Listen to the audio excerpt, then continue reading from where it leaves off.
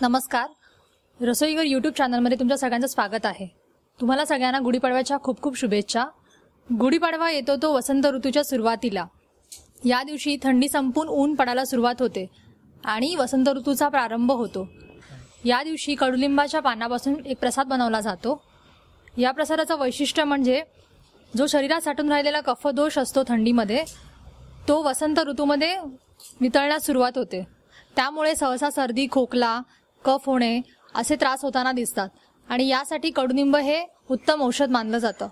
तर आज मी तुम्हाला कडुनिंबाचा प्रसाद दाखवणार आहे.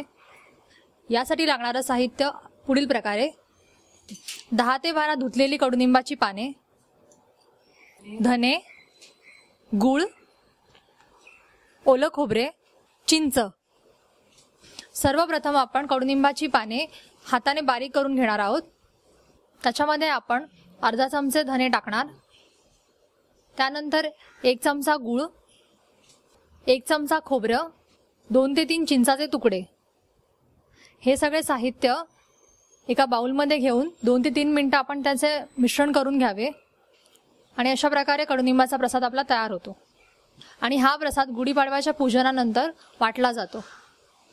जर तुम्हाला ही रेसिपी आवडली असेल तर लाईक करा, शेअर आणि सबस्क्राईब करा. धन्यवाद.